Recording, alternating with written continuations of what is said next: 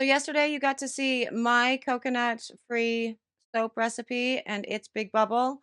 And today it is time to start announcing and showcasing all of the winners for this very big challenge. What ended up becoming kind of huge because everybody's submissions were so amazing and I couldn't pick just three. Now, in case you are new to the whole Project Soapway and what it is, every few weeks I drop a new challenge, and whatever that topic is, the sudsers then make the thing and picture the thing and send the thing to the jury. We vote, and then we have winners. And we don't know who the people are that have submitted the photos. It's all blind for the voting.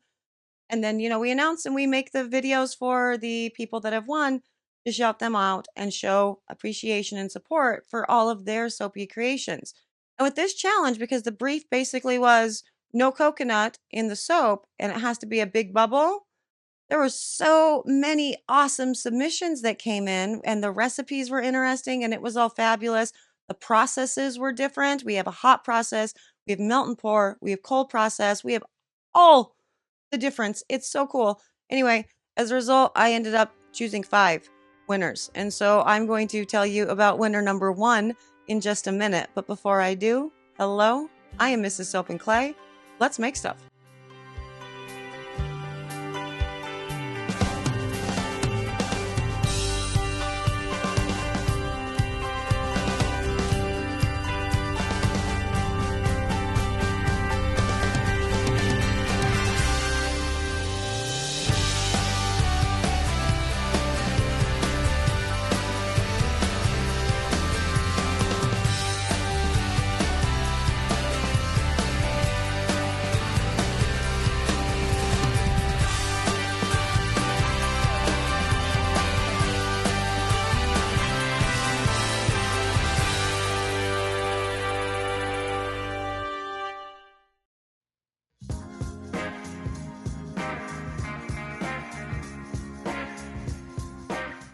How's it going, sudsers? Welcome back to the channel. You are at Soap and Clay, where we make all the soapy things, and you are here for week 15 of year 3, and today, as I said, we are announcing the winners for this Project Soapways Challenge, which is a coconut-free soap with a very big bubble. And the first person that we are going to showcase as one of the winners actually has won one of these challenges before, and that is Miss Aubrey of Not So Typical. And it totally makes sense that she would win because she is one of our resident coconut-free soap makers. There are coconut allergies within her family, and she wanted to make sure that there was no coconut in her soap at all.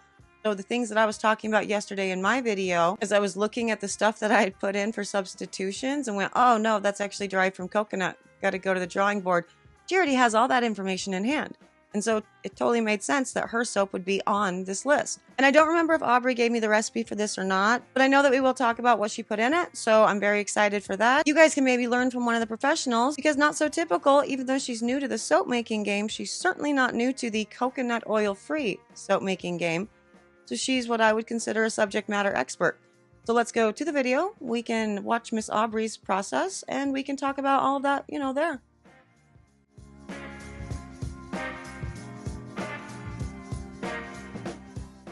Okay, so today the first winner of the Project Soapway Challenge number 5, coconut free, is going to be Miss Aubrey of Not So Typical Soaps and More. She can be found at Not So Typical Soaps and More on all social media platforms.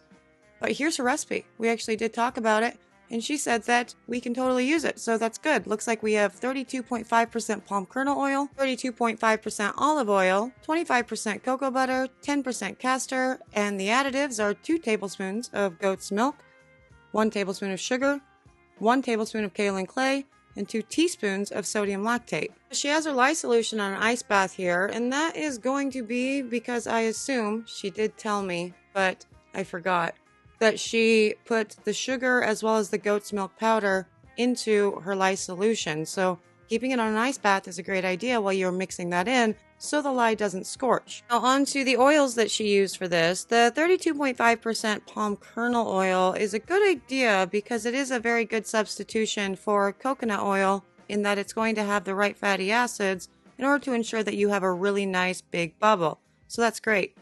The castor oil at 10% is going to also contribute to that lather, that bubble, quite a bit, as well as stabilize the lather, which is also great. Then you have the 25% cocoa butter, which is going to be a double whammy. It's going to help harden the bar for sure, but it's also going to lend some moisturizing properties to the bar, which paired with the olive oil at 32.5%, awesome. Awesome, awesome. You're going to get that good moisture as well as that nice bubble. Love to see it. Now for the additives, the 2 tablespoons of goat's milk is obviously a great move. Milks in soap tend to increase the bubble just because of the sugars within the milks. Adding extra sugar in the form of sugar, also a great idea. Cool.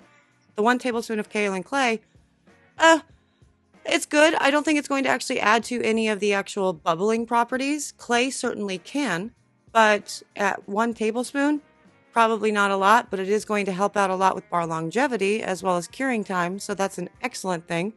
And the sodium lactate is going to be for bar hardening. And it looks like with this recipe, she is making a coffee soap, so she will not be using any additional colors in all of this. Instead, she will be relying on the fragrance oils in order to make the bar change color, because coffee tends to discolor. Most of them tend to discolor for sure. So leaning into the discoloration that you're going to get from your fragrance, great idea. I love that. So with this bar though, she has the downside rather, that she will be flying blind. And so realistically what that means is that if she's wanting to do any sort of design with this, if she separates her batter into 2 different colors or 2 different areas, and she's just relying on the fragrance oil to discolor, she will be flying blind in her pour, in that the soap is going to look very, very similar, both sections of it, or however many sections you have.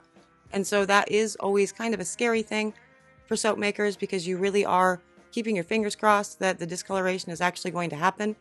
So there's always that.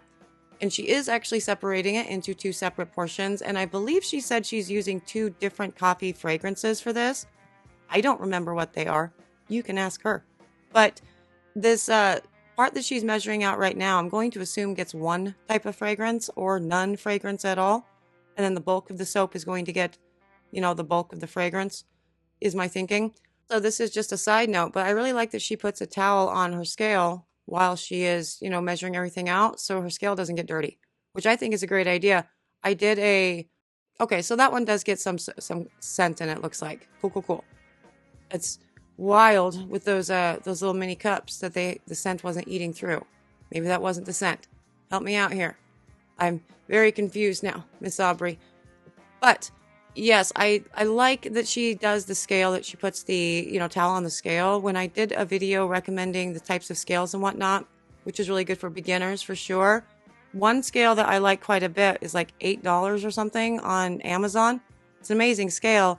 The downside is if you get any caustic soap batter on it, it starts to eat away at the finish, and then you're just left with, well, a scale that has all these holes and stuff in them and bubbles on the top, and it looks not fun for videos. So there's that. It's a great idea, is the point. So yeah, that fragrance was just in like a glass container there. So now I really am confused as to what got put into the smaller portion of soap batter. And if it is fragrance, I'm blown away that it wasn't eating through that cup, because most of the, you know, little condiment cups that you get for like takeout or whatever, they tend to be pretty flimsy. So that's something to keep in mind, by the way. If you did not know that, do not measure your fragrance oils out into plastic cups unless you have the right, you know, plastic rating for it. Yeah, let's check out this pour.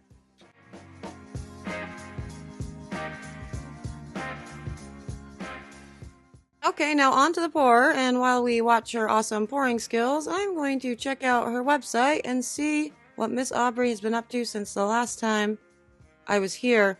And the last time I was here, I think, was probably the last time she won one of these challenges. She won the Winter Solstice, or the Solstice Bar Challenge, I think.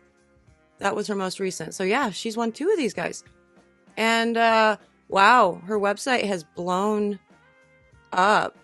She's got a lot more different varieties of soap right now than she did last time I was here, for sure. And we also have a lot of them are low in stock. If you guys are wanting some soaps, go pick them up right away. But we definitely have some new ones here. This hibiscus and honey looks delightful. Ooh, with the nice green and blues. This teardrop swirl with the frosted sea glass. That looks amazing.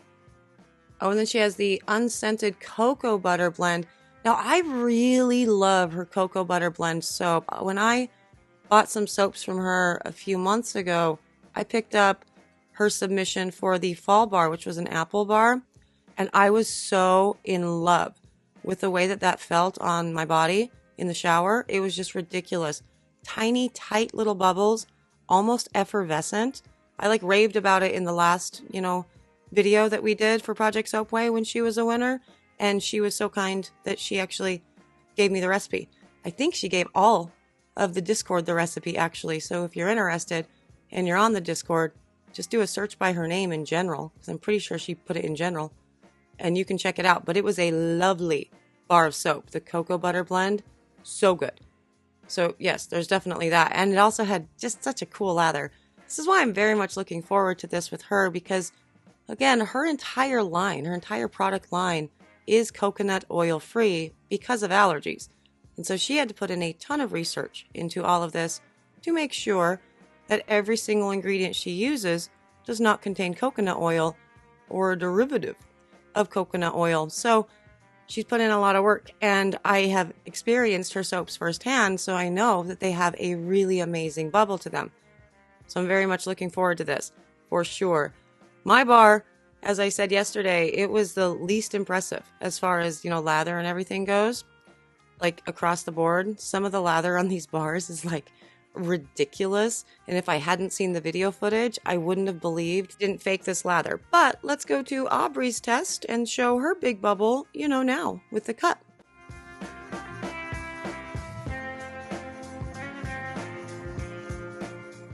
Okay, now on to the cut, and I love her soap cutter. Actually, every time as I've been editing all these videos, I have been so jealous over everyone's nice, shiny, not broken soap cutters, while mine is oh so very broken, and it takes me like 3 times as long to, cut my soaps right now. Drive me nuts. Driving the soap apprentices nuts. None of it's a good time. But she has those tall and skinny molds that I have from Amazon. I love those. It's like the best $11 I ever spent in my life with those ones, because they have the ridged sides there. So there's the nice support, and most of the time they work. So that's always good. But she is getting them out of her silicone mold here, getting those soaps out. And eventually it's going to happen. But you can already see that the discoloration is already happening. So again, flying blind through that entire pour, she didn't have any color. There was very little difference between the part that she poured off and then the bulk of the soap. So she could actually see what was doing what. So it's always a leap of faith, crazy trust exercise when you do that, and I'm totally here for it. And yeah, as you can see, we have 2 different variations of discoloring going on there. Super beautiful. Love to see it. Go ahead and put it on your beautiful cutter. I'll get my cutter fixed at some point, but it's not going to be today, because, Mr. Soap and Clay is not here. Very, very rarely here. So there's that. And I'm just going to watch the awesome cutting because, again, jelly. Oh, it's gorgeous. Look at that. Absolutely beautiful.